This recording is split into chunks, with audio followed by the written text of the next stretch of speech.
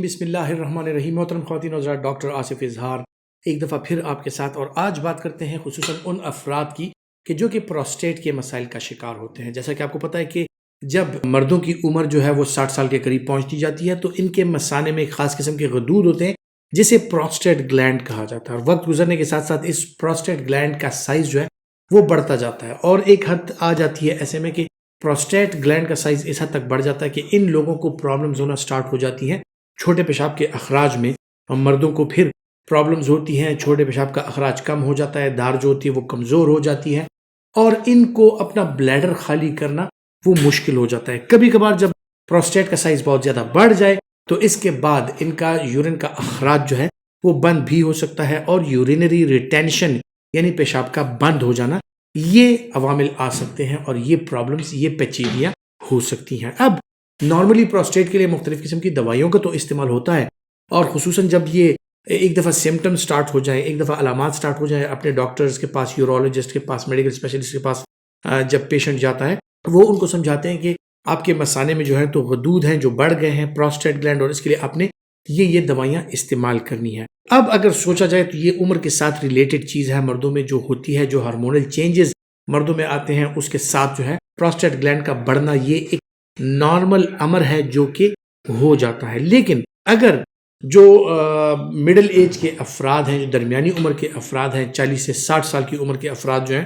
وہ اگر کچھ چیزوں کا خیال رکھیں تو وہ اپنے پروسٹیٹ گلینڈ کو بڑھانے سے بچا سکتے ہیں. اب ان چیزوں میں کون سی ایسی خوراکیں ہیں کہ ان کا استعمال اگر ہم زیادہ کریں تو اس سے جو ہے ان کا پروسٹیٹ گلینڈ، اس کی بڑھوتری جو ہے، اس کی گروتھ جو ہے وہ کم ہو سکتی ہے، اور ان کو پروسٹیٹ کے مسائل سے اگر 100% نہیں تو کافی حد تک ان کو چھٹکارا حاصل ہو سکتا ہے. تو جو لوگ اپنے ہیلتھ کے بارے میں کانشیس ہیں وہ جان لیں کہ پروسٹیٹ گلینڈ کے لیے ٹماٹر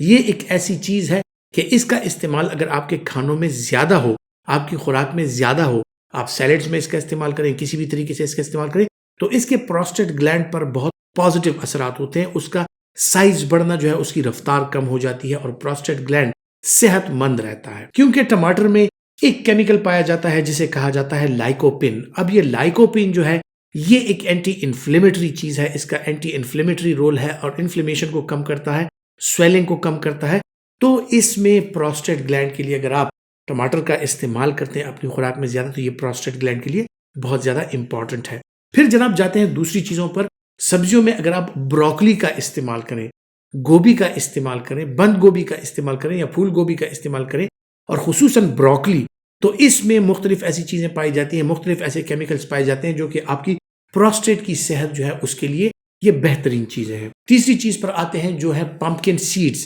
یعنی کدو کے جو بیج ہوتے ہیں ان کا اگر آپ استعمال کریں، ان میں زنک کافی مقدار میں پایا جاتا ہے، اور زنک جو ہے وہ آپ کے جو نہ صرف یہ مردانہ اعضاء ہیں بلکہ پروسٹیٹ گلینڈ جو ہے اس کے لیے بھی یہ ایک انتہائی کارآمد چیز ہے، اور آپ کے لیے ایک بہترین چیز ہے جو آپ اگر ڈائٹ میں اس کا استعمال زیادہ کرتے ہیں تو آپ کو پروسٹیٹ کے مسائل جو ہے وہ کم سے کم ہو سکتے ہیں. پھر آ جاتے ہیں جناب ان چیزوں کی طرف جن میں اومیگا 3 آئلز پائی جاتی ہیں. اومیگا 3 آئل جو ہے ان کا بھی پروسٹیٹ کی صحت پر انتہائی مثبت اثرات ہوتے ہیں، ان کی بھی میل صحت پر انتہائی مثبت اثرات ہوتے ہیں، اور اگر آپ ان کا استعمال کریں تو اس سے جو ہے آپ کا پروسٹیٹ گلینڈ وہ ہمیشہ صحت مند رہتا ہے، اور اس میں جو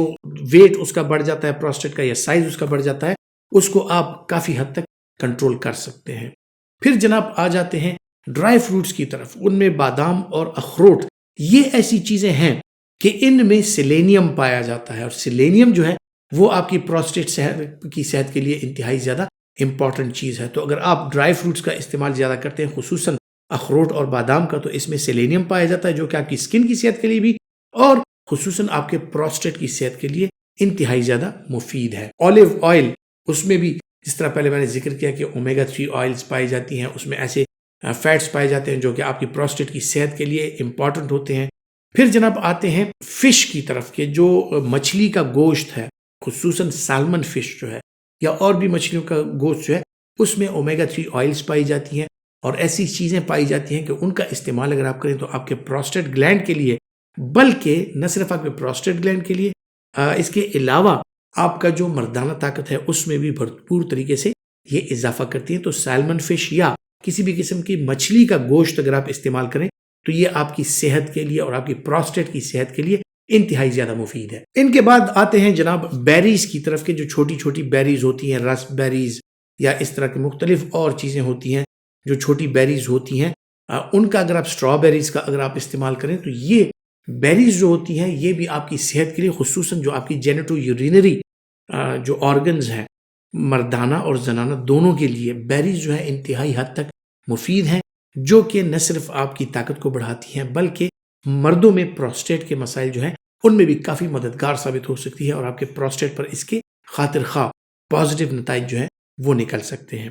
تو جناب یہ ایسی چیزیں ہیں کہ ان کا اگر آپ استعمال کریں تو آپ کے پروسٹیٹ کے مسائل جو ہیں وہ کم ہو سکتے ہیں۔ اب آتے ہیں ان چیزوں کی طرف کہ اگر ان چیزوں کا استعمال زیادہ ہو تو وہ آپ کو پروسٹیٹ کے مسائل جو ہیں ان سے دوچار کر سکتی ہیں، یا اگر آپ کو پروسٹیٹ کے مسائل ہوں تو کون سی ایسی چیزیں ہیں کہ جن سے تھوڑا سا دور رہ کر یا ان کی خوراک میں کمی کر کے یا ان چیزوں میں کمی کر کے یا لائف سٹائل میں چینجز لا کے آپ جو پروسٹیٹ کا گروتھ ریٹ ہے جس رفتار سے وہ بڑھ رہا ہے اس کو کم کر سکتے ہیں اور کنٹرول کر سکتے ہیں۔ اور ریڈ میٹ یعنی خصوصاً اس میں بیف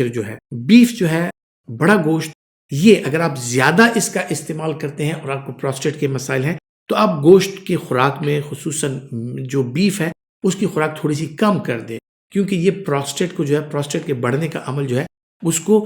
یہ سپورٹ کرتا ہے، اور آپ کا پروسٹیٹ جو اگر پہلے سے آپ کو پروسٹیٹ کے مسائل ہیں تو گوشت کا استعمال آپ کم کر دیں۔ پھر اسی طرح کے ڈیری پروڈکٹس، خصوصاً وہ پروڈکٹس جن میں فیٹس زیادہ ہیں جیسے ملائی یا مکھن وغیرہ، ان چیزوں کا اگر آپ استعمال کرتے ہیں اور آپ کو پروسٹیٹ کے مسائل ہیں تو آپ کا پروسٹیٹ کا مسئلہ جو ہے اس کے ساتھ بڑھ بھی سکتا ہے، کیونکہ سائز بڑھانے میں اور ہارمونز بڑھنے میں، چونکہ ہارمونل انفلوئنس کے انڈر یہ سائز بڑھتا ہے تو اس وجہ سے یہ پروسٹیٹ کا سائز جن لوگوں میں بڑھا ہوا ہے وہ اگر ایسی چیزوں کا استعمال کریں گے تو پروسٹیٹ کا سائز مزید بڑھ سکتا ہے۔ پھر جناب لائف سٹائل ماڈیفیکیشن کی میں نے بات کی، ایکسرسائز کا اگر آپ اہتمام کرتے ہیں آپ کے لیے بہترین چیز ہے، اور دو انتہائی خطرناک چیزیں جو کہ ہر قسم کی آپ کی آرگنز جو ہیں ان کے لیے خطرناک ہے، آپ کے دل کے لیے، آپ کے جگر کے لیے، آپ کے معدے کے لیے ان کا استعمال جو ہے وہ خطرناک ہے۔ اسی طرح پروسٹیٹ گلینڈ میں بھی اگر آپ جو اسموکرز ہیں وہ اسموکنگ کرتے ہیں، زیادہ اسموکنگ کرتے ہیں، اور خصوصاً جو لوگ الکوہل کا استعمال کرتے ہیں ان کے پروسٹیٹ گلینڈ میں